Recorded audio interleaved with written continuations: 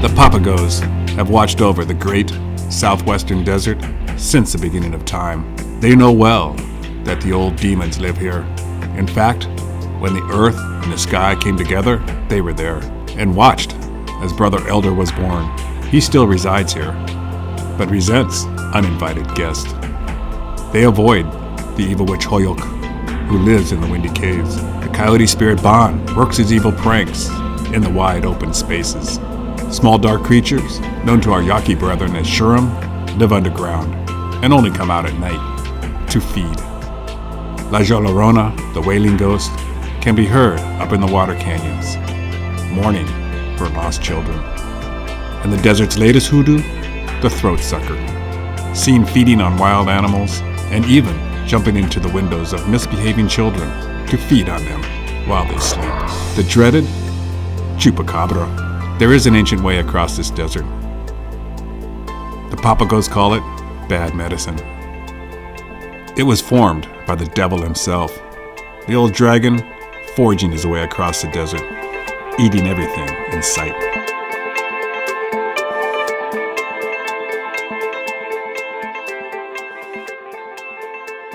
Brother Bighorn arrived and helped make this trail, but he is constantly hunted by the wild dogs. The Spanish conquistadors, not knowing what lay ahead, traveled this way in search of the legendary cities of Cibola, but instead of treasure, they met their destiny. For years, immigrants have been using this road, hoping to find a better life, but most find only death. The pioneers came in search of California gold, but unable to withstand the desert heat, perished. Many just feet from the elusive water source, Tinajas. This is bad medicine, the highway of death. The devil's highway, the El Camino Del Diablo.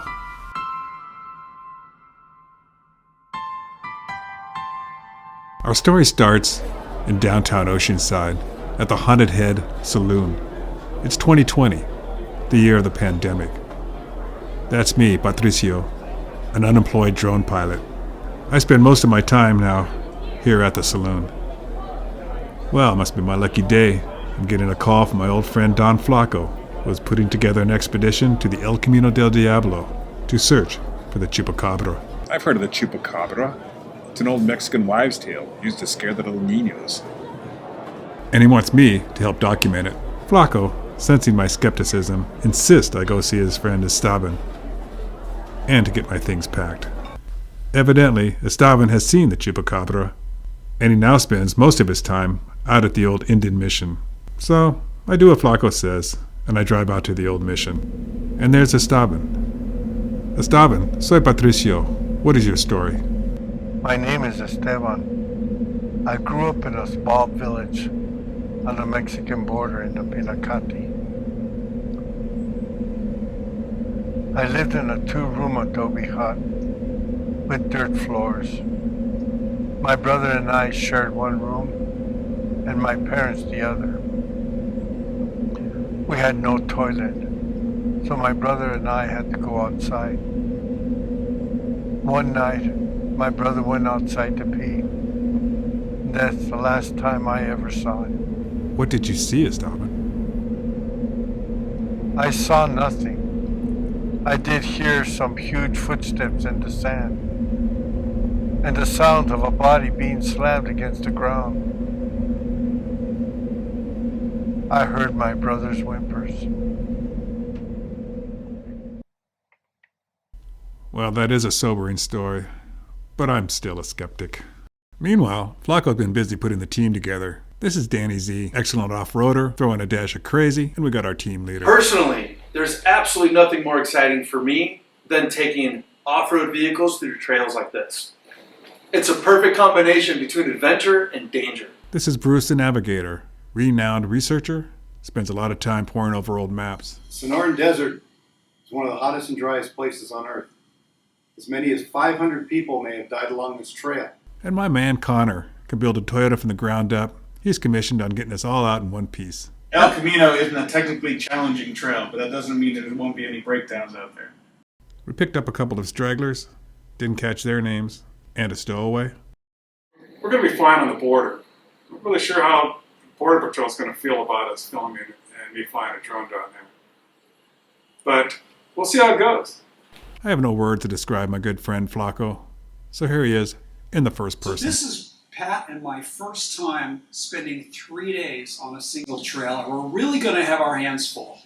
We're going to have 6 cameras between us. Pat's bringing a Phantom F4 Pro and a Lumix FC2500. I'll be bringing my Canon 6D for interviews like this, a Canon XC10 for 4K video, and 2 stabilized GoPros for interior vehicle and exterior vehicle shots, and also for time-lapse. GoPros shoot great 4K time-lapse sequences.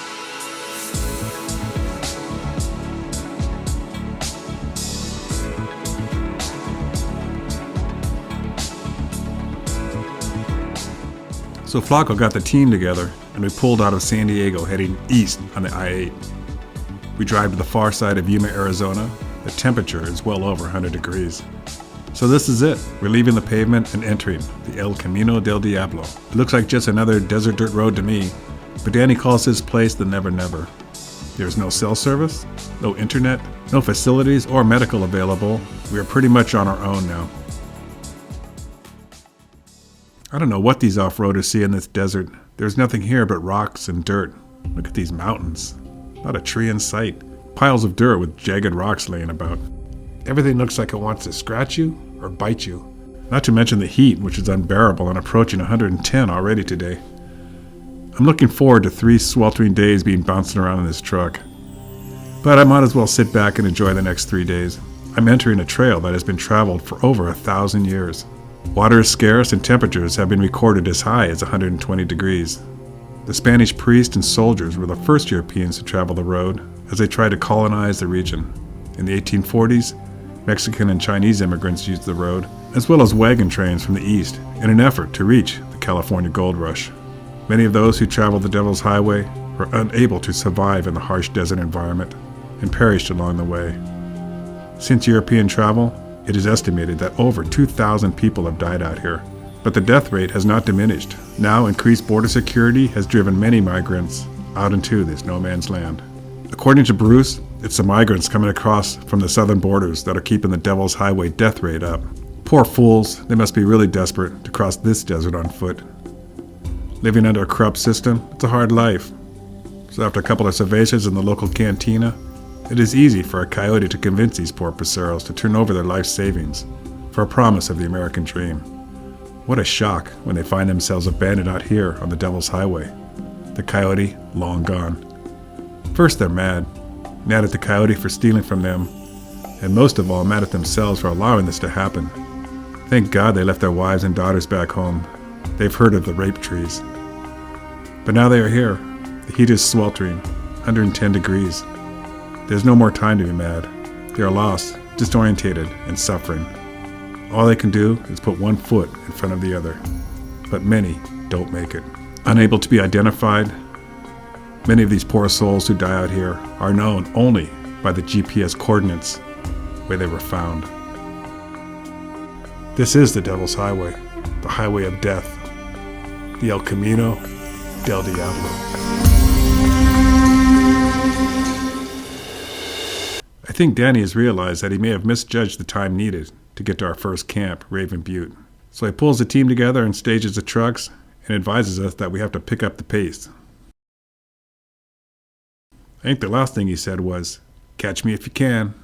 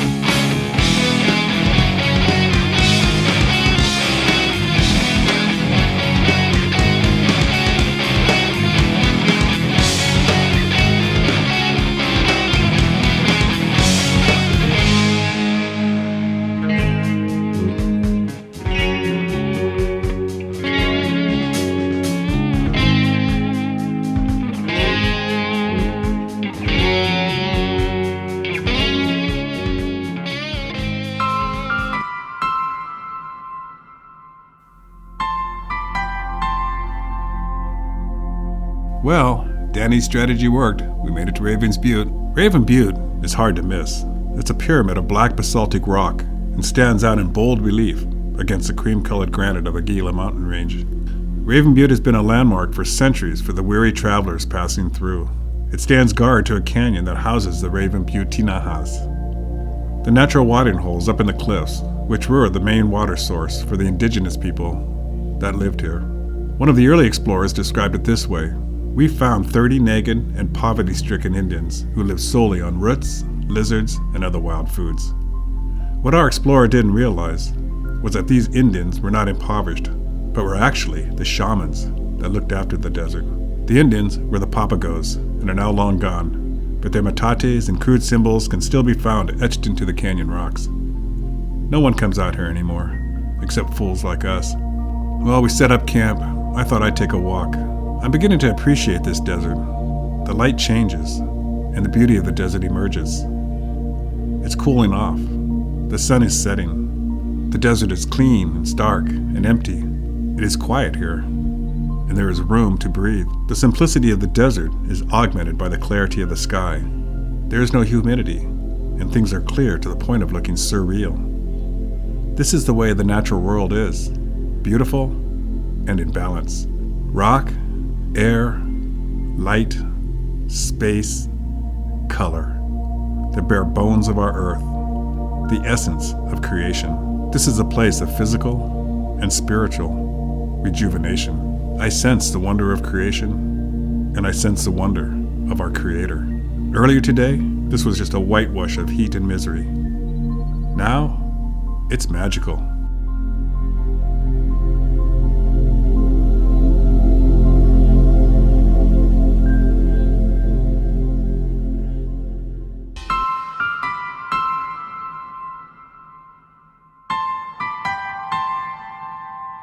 In the morning, Danny and Bruce are having a debate.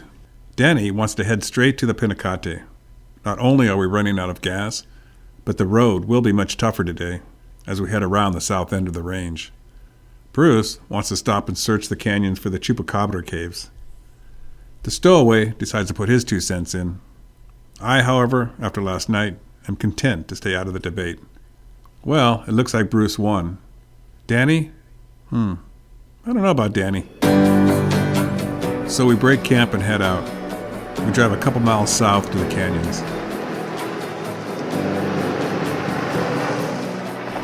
Bruce, Robert, and I head out into the canyons to search. Bruce is sure he's found the home of the Chupacabra. The canyon is typical.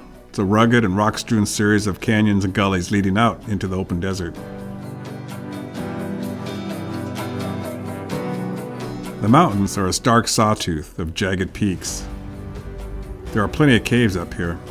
The elephant tree looks like the only living thing out here. So we scramble around for a couple of hours, and we found caves, but only signs of bighorn. No Chupacabra.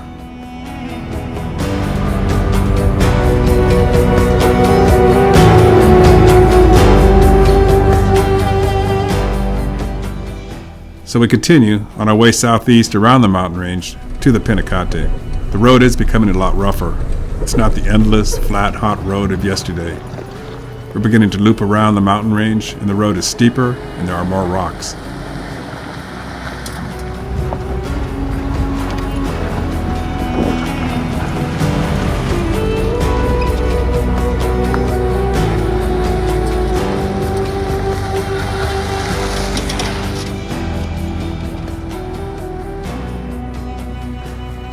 Plus, the road has become overgrown. It's obvious that not too many travelers have been out this far into the desert. Well, let's jump ahead. We do arrive at the Pinacate in the late afternoon. The Pinacate is a group of volcanic peaks and cinder cones located mostly in the Mexican state of Sonora along the international border.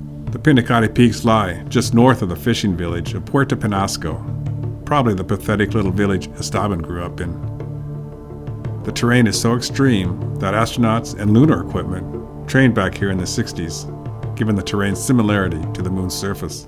The volcanoes have erupted here sporadically since about 4 million years ago, probably in association with the opening of the Gulf of California. The most recent volcanic activity was about 11,000 years ago. There's nothing here but miles and miles of lava fields. The Mexican-Spanish word pinacate is derived from the Nahuatl tribe's word for the endemic desert stink beetle, pinacatl. He does look like a little volcano. Back to the team, they are beginning to act a little crazy and out of control. But after the last 2 days, I imagine they need to blow off some steam. After my experience last night, I just want some quiet and reflection in this beautiful desert. So I set up my tent away from everyone else.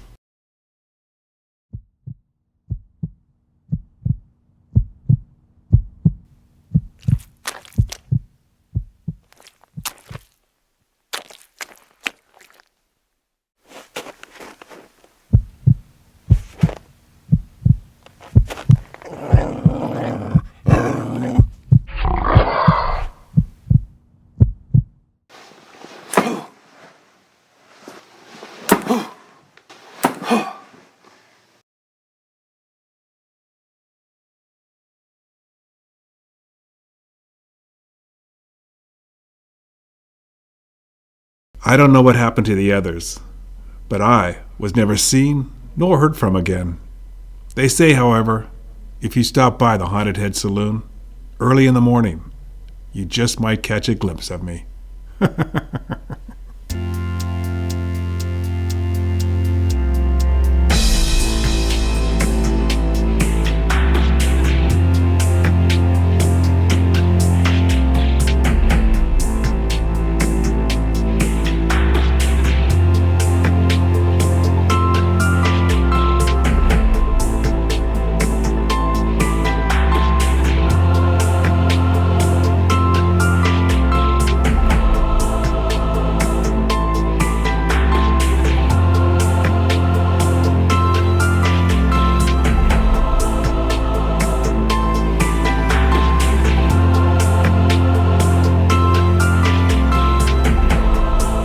Remember, it's not speed that kills you. It's abruptly stopping them.